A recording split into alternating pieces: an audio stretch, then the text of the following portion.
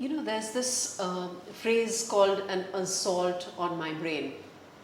And we often talk about it in the context of sounds that are too loud.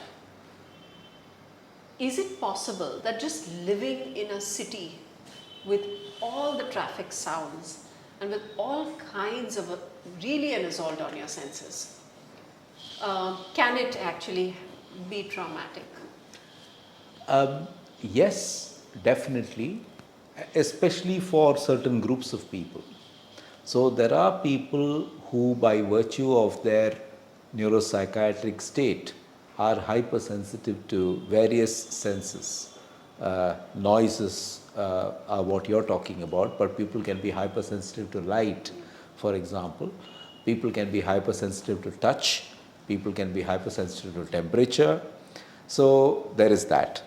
The other, of course, is that when you get too much of stimulation, that does have an impact on things like your circadian rhythms, and it will affect, your biological rhythm. It will affect your sleep, and so that also has potential to make you unwell in the long term. So you're absolutely right that urban living comes with some challenges.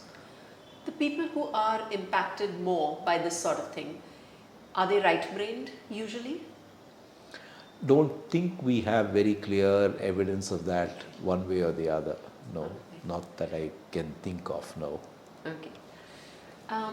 There's so much been spoken about stress and anxiety and depression. And these don't develop overnight.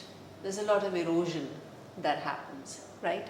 But often when you look at social media, they'll tell you eat healthy, sleep well, exercise, and you'll be fine. And it seems to a person with depression to be very shallow advice, though it's not incorrect. How would you at your clinic go beyond those 3 or 4 things that seem to be like this? I would perceive them as almost band-aids, right, for somebody with deeper problems. Absolutely. So the first thing is to try and understand, the basis of mental health. And the World Health Organization calls it biopsychosocial. Okay?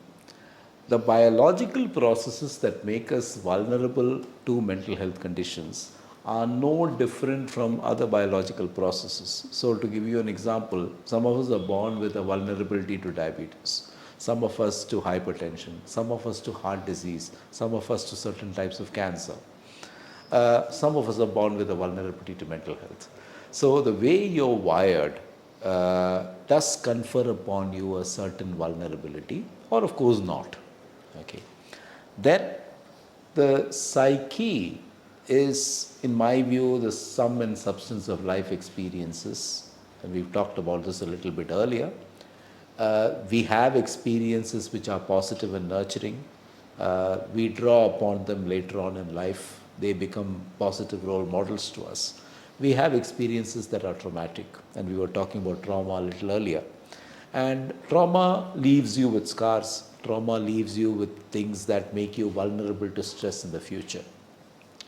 And then, of course, you have the social circumstances. So, we do know that people in stable relationships have some protection from stress. We do know people who have economic stability have some protection from stress.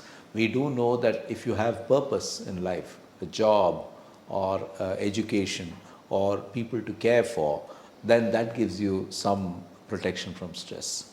So, when you do experience symptoms of anxiety, depression, and what we loosely call stress, it is because there is an element of vulnerability, there is a gap in the psyche that's permitting it at some level, and then there is this social factor that has impacted, something that has stressed the system. And that's when you start experiencing symptoms. So, if I said to you, only one thing will help you, change your lifestyle, it will help you, it's probably not going to be true for the vast majority. The other mistake very often people make is, so I'll go to a doctor, I'll take a medicine. A medicine alone may not be able to help you. I'll go to counseling. Counseling alone may not be able to help you. So, in a sense, what you do has to address the bio, the psyche, and the social.